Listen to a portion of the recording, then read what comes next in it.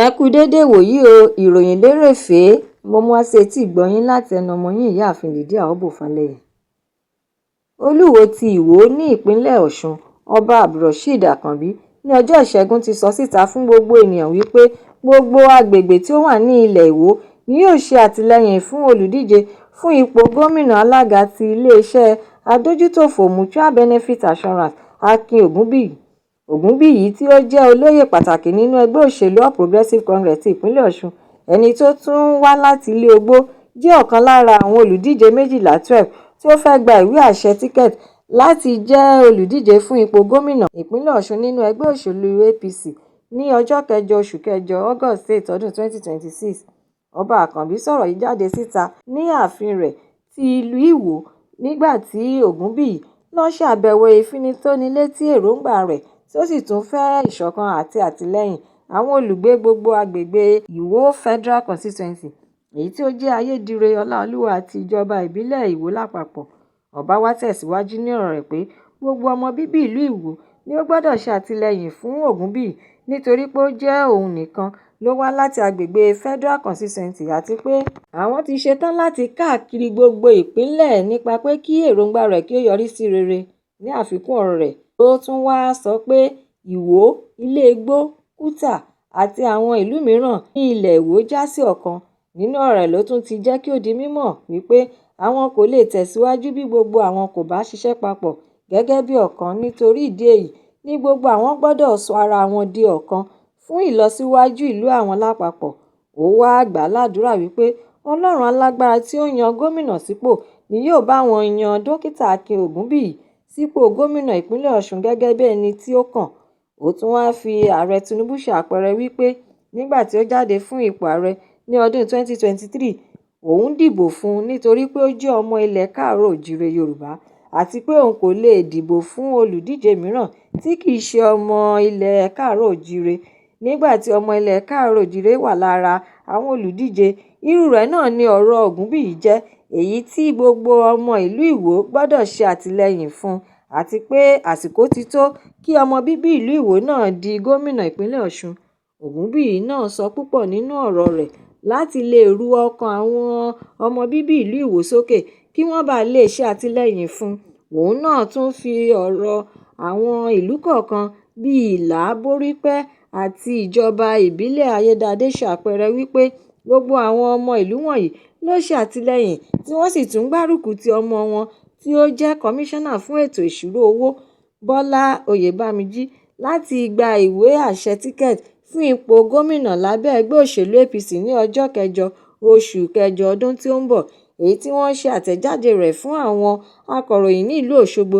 láti ọwọ́ iléeṣẹ́ Media and Publicity Directorate Aṣáájú Bọ́lá Oyèbánjí Campaign Organization. Láti kí ọ̀rọ̀ tí gbogbo wọn sọ lẹ́yìn ní ìròyìn tún ṣàfihàn rẹ̀ wípé ẹgbẹ́ òṣèlú APC ti ya ọjọ́ 13 oṣù kejìlá December 13 sílẹ̀ láti ṣe ìdìbò alákọ̀ọ́bẹ̀rẹ̀ primary election fún àwọn 12 tí ó ti yọjú láti díje fún ipò gómìnà ní abẹ́ òṣèlú náà. Ẹ̀kúnrẹ́rẹ́ ìròyìn eléyìí wà nínú ìwé ìròyìn Punch.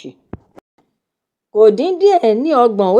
35 ènìyàn tí wọ́n ti gbẹ́mìí mì tí àwọn 54 46 sì farapa yánnayànna nínú ìjàmbá ọkọ̀ agbépo tí ó gbiná ní òpópónà Bídàgé ti abúlé Esa ní ìjọba ìbílẹ̀ Kásà, agbègbè Niger. Hajiya Aishatu Shaidu, apàṣẹ abala Sector Commander ti iléeṣẹ́ Federal Road Safety Corps FRSC Niger Command, ni ó ti fi ìṣẹ̀lẹ̀ náà múlẹ̀ fún àwọn àjọ ti News Agency Nigeria náà ní ọjọ́ Ìṣẹ́gun ní ìlú Minna. Shaidu ṣàlàyé wípé ìṣẹ̀lẹ̀ aburú yìí wáyé nígbà tí àwọn olùgbé agbègbè náà bẹ̀rẹ̀ sí ní pọn epo pẹtiró nínú ọkọ̀ agbépo tí ó ṣubú lulẹ̀, èyí tí ó padà lọ́rọ̀ ẹ̀yìn gbiná, ṣùgbọ́n àwọn tí ó farapa ni àwọn FRSC, àwọn olùgbé abúlé náà àti àwọn ọmọ Nàìjíríà rere dóòlà ẹ̀mí wọn nípa gbígbé wọn lọ sí ilé ìwòsàn ti Federal Medical Center FMC Bida. Ó tún wá ṣe àlàyé wípé ìwádìí tí àwọn ṣe fi hàn pé ọkọ̀ agbépo náà ní ìjàmbá látàrí wípé awakọ̀ rẹ̀ pàdánù ìjánu ọkọ̀ agbépo. Ọ̀gá iléeṣẹ́ FRC náà wá kìlọ̀ fún gbogbo àwọn awakọ̀ láti ṣe jẹ́jẹ́ lójú ọ̀nà ibi tí ìṣẹ̀lẹ̀ náà ti wáyé. kí wọ́n sì tẹ̀lé ètò ìlànà bí wọ́n ṣe ń darí ọkọ̀ lójú ọ̀nà kí ẹ̀mí àwọn ènìyàn mìíràn má bàa tún sọnù níbi ìṣẹ̀lẹ̀ yìí. Ó tún wá tẹ̀síwájú nínú ìkìlọ̀ rẹ̀ fún gbogbo àwọn olùgbé agbègbè náà láti jáwọ́ nínú pípọn epo pẹtiró níbi tí ìṣẹ̀lẹ̀ ìjàmbá náà ti wáyé nítorí pé ó jẹ́ ohun tí ó léwu tí ó sì tún ń gba ẹ̀mí àwọn ènìyàn gẹ́gẹ́ bí àwọn tí ó ti kọ́kọ́ gba ẹ̀mí wọn. Àwọn ẹni tí ìṣẹ̀lẹ̀ náà ṣojú wọn sọ fún àjọ NAN wípé ìṣẹ̀lẹ̀ aburú náà ṣẹlẹ̀ ní déédé agogo 11 òwúrọ̀ 11 a.m. ní ọjọ́ Ìṣẹ́gun àti pé pípọn epo pẹtiró tí àwọn ènìyàn lọ ń pọn yìí ló túbọ̀ ṣokùnfà gbígbiná tí ọkọ̀ náà gbiná tí ó sì jó àwọn ènìyàn débi pé wọn kò lè dá wọn mọ̀ rárá tí ọ̀pọ̀lọpọ̀ sì tún kú lójú ẹsẹ̀. Alága fún àwọn ọkọ̀ awakọ̀ agbépo ti ìpínlẹ̀ Niger tí ó sì tún jẹ́ olóyè tẹ́lẹ̀rí nínú ẹgbẹ́ elépo pẹtiró àti ti afẹ́fẹ́ ìdáná, Niger State Chairman of the Tanker Driver Association and National Health Official of the Nigerian Union of Petroleum and Natural Gas Workers (NUPENG),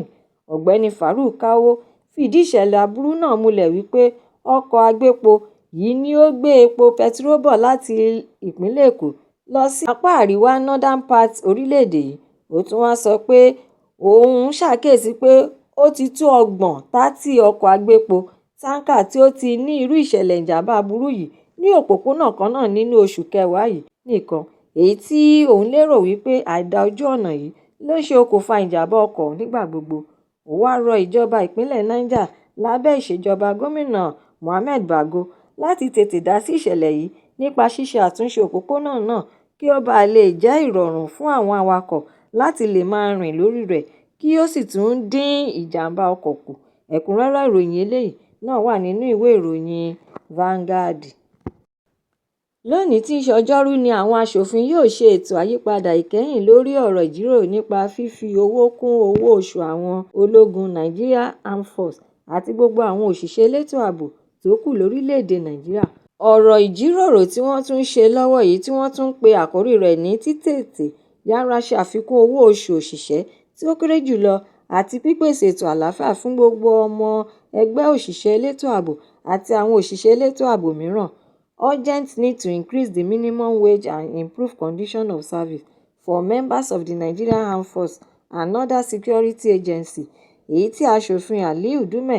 láti gúúsù Borno tí ó tún ṣe ọlọ́pàá ilé ìgbìmọ̀ aṣòfin Chief Whip tẹ́lẹ̀ rí ṣe agbátẹrù rẹ̀. Nínú ọ̀rọ̀ Dume ló ti figbe ta wípé owó oṣù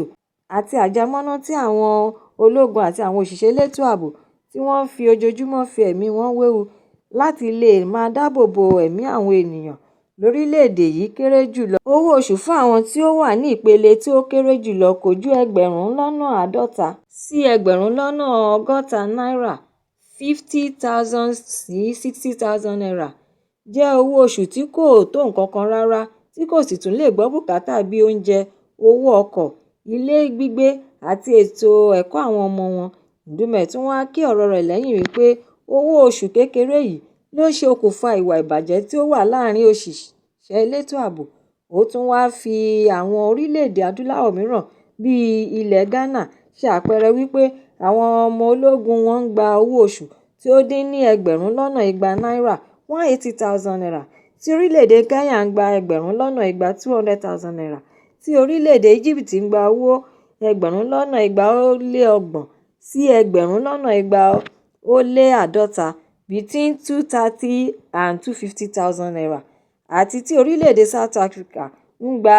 250,000 (250,000 naira) yàtọ̀ sí owó àjẹmọ́nú kọ̀ọ̀kan. Ó wá ṣe àfikún ọ̀rọ̀ rẹ̀ pé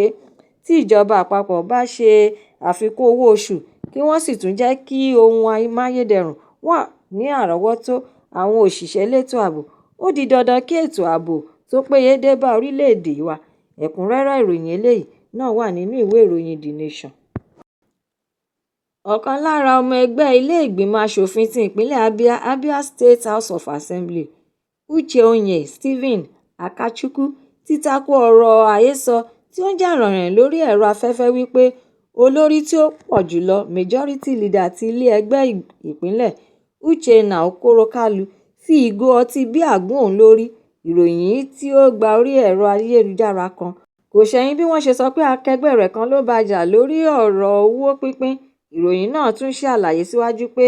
executive arm of state government ni wọ́n tarí ẹ̀bùn owó yìí sí wọn láti fi dúpẹ́ lórí bí wọ́n ṣe ń ṣiṣẹ́ nípa ètò ìṣúná ti ìpínlẹ̀ Abia, passage of the Abia State Supplementary Budget 2025. Bí ó tilẹ̀ jẹ́ wípé àwọn aṣòfin tí wọ́n ń ṣojú gbùngbùn àárín Aba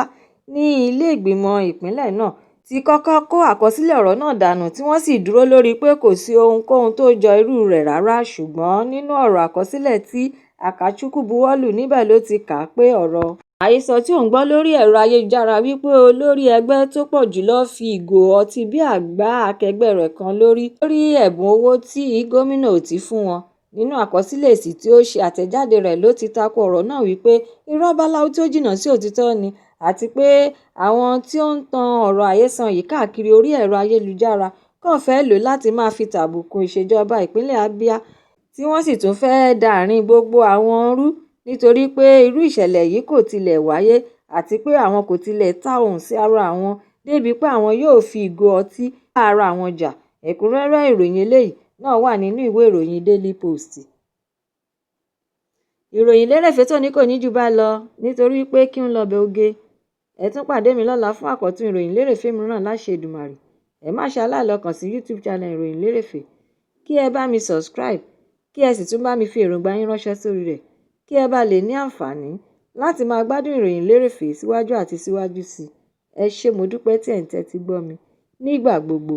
ó dàbọ̀.